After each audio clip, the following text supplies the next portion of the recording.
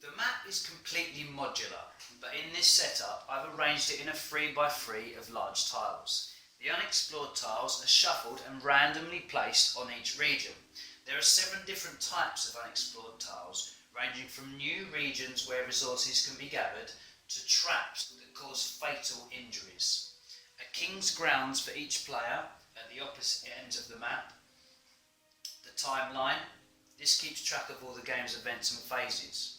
The building plans, the dice, the resources and gold, cards and sword of time. Each player is given a king's guard, a scroll and a pen, a built castle, and finally places 2 workers on his castle region. The starting king is then chosen and takes control of the sword of time.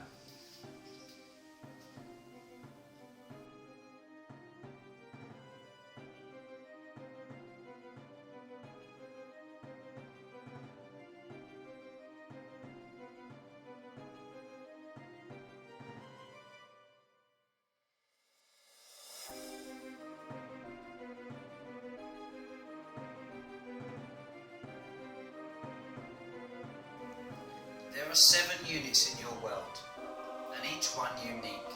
The Scout. His movement is fast and the only unit that can uncover new lands.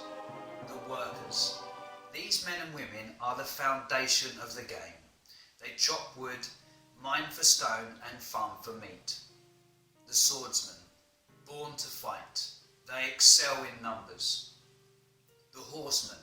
Superior speed makes this unit perfect for the flanked attack. The Artillery. Almost nothing will stand in its way, firing huge projectiles that upon impact will reduce a building to rubble. The Builders. Their weapon is not a sword, but instead the tools they use to forge the great buildings of your kingdom. The High Knight.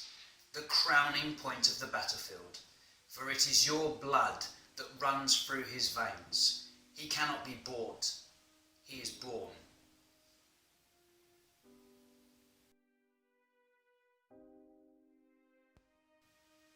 The week begins with all players receiving 12 gold for each castle they own. More castles means more gold. Now, each player secretly applies for reinforcements using the scroll. Once everyone's done, they simultaneously reveal, pay any costs and place their units at their castle region. If, however, they have more than one castle, they may decide to reinforce at both regions.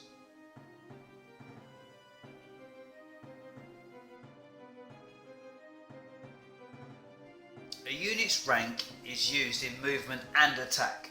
At rank 1, any of your scouts move first. They use the unique dice to move and uncover the unexplored areas. In this example, let's say the scout has a 5. 1, 2, 3, 4, 5. He uncovers them 5 areas. Next up, are your workers. They have a maximum movement of 2 regions. 1, 2, 1, 1, 2, 1. Finally, the builder at rank 6 has also a maximum movement of 2 regions. He decides to only move 1 region. Clever positioning of buildings can have deadly effects, greatly increasing attack and defense, upgrading your units, teaching new skills, and even increasing income. The only unit that can build is the builder. Each building takes a different amount of resource, gold, and time to build. For example, to build a siege tower, the player fills out the building plans, his colour, the building, and when it be complete. The siege tower takes 1 week to build, so as it's currently week 1, the building's completion will be week 2. The player pays any costs, and now all the other players also know your plans. If the builder is killed, then all is lost. However, if the builder survives and succeeds in building the siege tower, this region now becomes a mighty force in defense. Your units may even enter to gain extra power. Attacking is your first defense. Your units are trained to fight and win. Their skills are much greater in attack than defense. The units that can attack are the swordsman, horseman, artillery, and high knight, each having a unique attack ability. Any of your buildings will attack first using the destruction dice. During the movement phase, the orange swordsman and horseman have entered an enemy unit's region. A battle will now take place. Rank is used, which is shown on the scroll. So, the swordsman must attack the lowest ranking unit, which is also the swordsman. Having a swordsman here in with the builder is protecting this builder. Attacks are played out by rolling dice. Only the highest dice counts. The defending swordsman will roll 2 silver dice, and the attacking swordsman will roll 3 black dice. If this was the dice rolled, the defender's highest dice would be taken against the attacker's highest dice, and the defender would win, knocking out this swordsman. The horseman's up next. He uses 4 attacking dice. If this were his roll, he would kill the swordsman. That is the end. He only attacks once during a turn, therefore the builder has survived, although he does now have a horseman in his region. In this scenario, the Orange King has built an archery range. Now, his horsemen and swordsmen have the ability to fire arrows, using the arrow cubes to fire. They must hit with at least 2 facing sides of an arrow to kill a unit.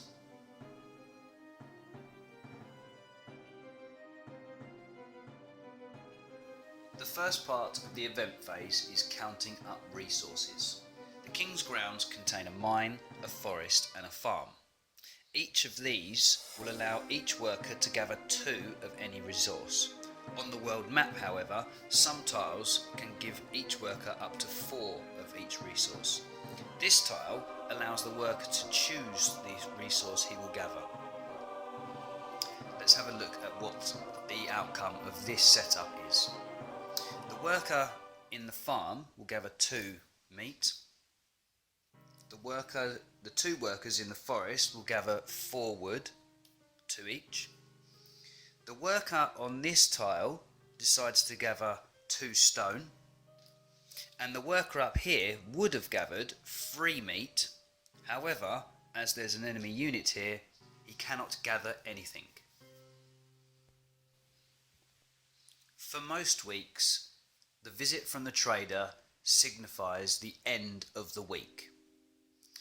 The player with the Sword of Time now reveals the top card from the trader deck. This card reads, "My king, your meat was foul last week and needs to improve." He wasn't very happy with the meat, and it shows in what he'll give you in return. 3 wood for 6 gold, 4 stone for 5 gold, and 15 meat will get you 5 gold. This player can exchange 3 of his wood for 6 gold. What players must do is take the resources they want to exchange and trade, hold them in their hands, and simultaneously reveal. Once everyone's revealed, any gold is given in return for the resource. There are also different types of trader card that involve the players to roll a dice to see the outcome of what they will receive in gold. Once the dragon is reached on the timeline, all players now, using their scrolls, write the amount of meat they want to offer the dragon. The player that offers the most meat pays their meat and then takes 2 cards off the top of the dragon deck, reads them to himself, and then discards one. This card reads, "Inferno. Burn all wood from all kings except yourself. Then destroy and remove 1 forest tile of your choice, returning the tile to the box." Now, this is a forest tile. A player could decide to burn that and completely destroy it, if it was to his advantage, obviously. And he now gets to burn all wood from all the other players. The royal celebration is indicated by the crown on the timeline. Once this is reached, the player with the most gold becomes the host of the royal celebrations. This is to show that he is the wealthiest and most dominant player at that time. Invites are sent to all the other players with a hand of the princess at stake and the possibility of a future son, a high knight. This celebration is not to be missed, as it is the only way to gain a high knight. To make your world appeal to many different gamers, the Glory Editions add a huge amount of variety and replayability. These include the Stronghold, the Dragon's Egg, and Glory Objectives. Here I'll show you part of the Stronghold Edition. In the Stronghold Edition, players battle over the domination of randomly moving strongholds. Huge amounts of gold are spent at your will. At the beginning of the week, the dice is rolled to determine the position of the stronghold. The player who controls the stronghold at the end of the week will gain glory.